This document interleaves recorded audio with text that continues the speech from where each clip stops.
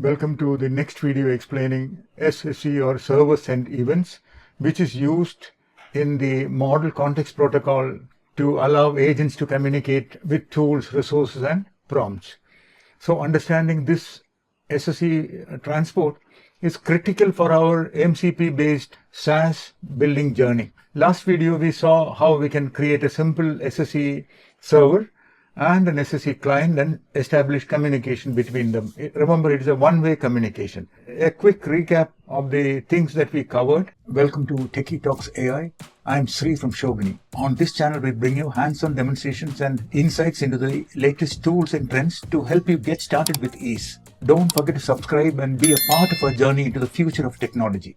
SSE is good for real-time updates where server pushes information to the clients. It can be multiple clients, and it is a one-way communication.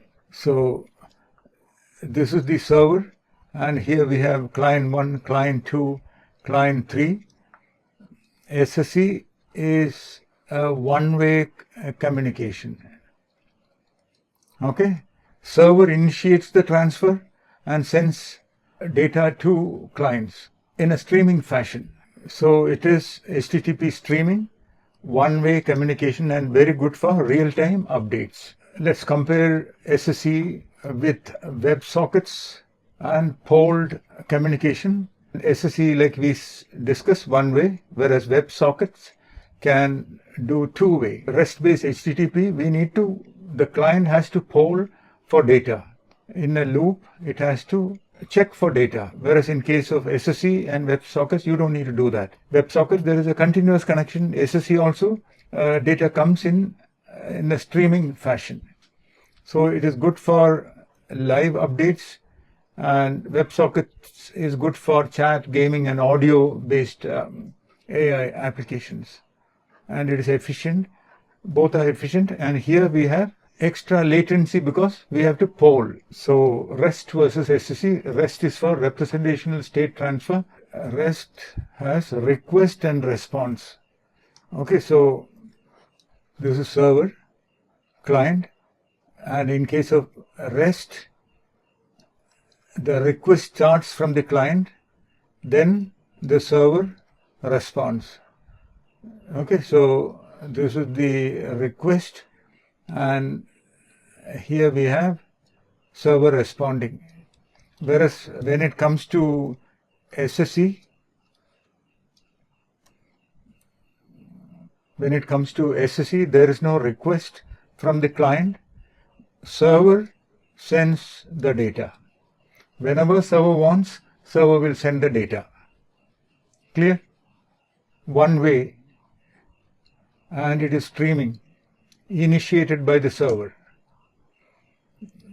Best for real-time notifications. Okay, so just to summarize, SSI for updates, perfect for real-time server updates, REST for requests, ideal for standard API interaction.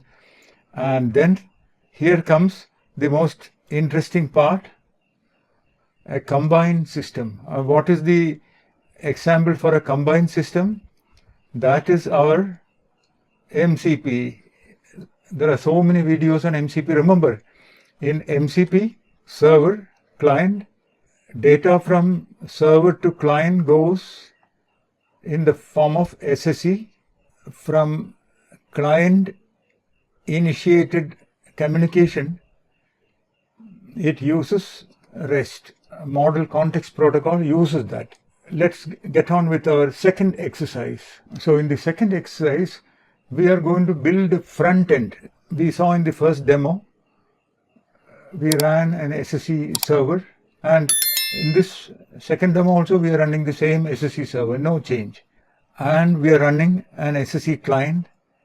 This also there is no change. Same SSE client is continuously receiving data from the server and printing it out. Here we are adding a front end using Streamlit. So the data coming from the server is reaching this SSE client. It is also reaching the front end. So only difference is we are adding one web-based SSE client.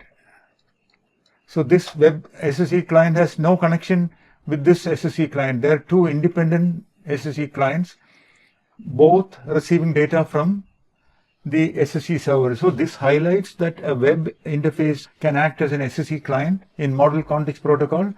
When we build agents, that is how we build SSE clients. And this also shows that multiple clients can receive data from a single server. Let's go to our folder. Remember, all the code that I'm showing here is available. We just need to git clone. Okay, so once you clone, you will have a folder like this, Techie AI SSE v2. And there you type docker compose up SSE hyphen server if you want to start the SSE server alone. So this is how we started the SSE server earlier also, and we can test this endpoint using curl from another terminal. Like this, we can call the endpoint the SSE server and see the stream data coming from the server. So here the command line curl acts as the SSE client. Here we are passing the header accept text event stream. Okay, so server is running. Now if you want to SSE run the server and the client using docker compose, we can run like this. So server runs and SSE client output is not seen because SSE client, yeah, this one, this is the SSE client. We need to give TTY. Okay, then only its output will be seen in the log. Okay, see, now client is receiving data from the server. Okay, and see this simultaneously we can also receive data using another client. So here two clients are receiving the data from the same server. Okay, so now what we're going to do is we will start the Streamlit web application, which is also a client. So there is docker compose up, which will start the SSE server, SSE client, and also the front end made up using Streamlit. Okay, so let's refresh. Localhost 8501. See this continuous incoming messages coming. So we don't need to refresh our browser. The message will keep coming. And if you want to display the message in one common location, even that is possible. Okay, so this is the front-end Streamlit application, which is a tiny application. Okay, messages stmt.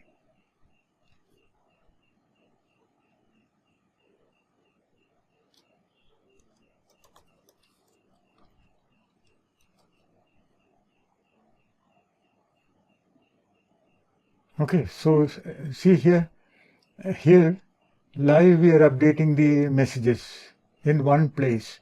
So, and here we are updating the incoming messages one below the other. So both are possible easily in Streamlit. Idea is we are demonstrating an SSE client. So let's look at the code. Okay, so code, this is the SSE server code is same as our previous video. There is nothing, just two lines. So event stream will continuously create data and return every 2 seconds. And the streaming response will receive the data from this function and continuously stream out. This is the listening IP address and port. That is it. And a client is using asynchronous IO HTTP method, a client session.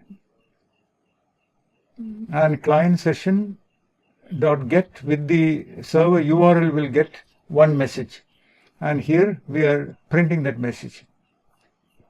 So now this front end is implementing the same client here. Same client copied from the previous function. Only thing is, this is a web app where we are printing out the message.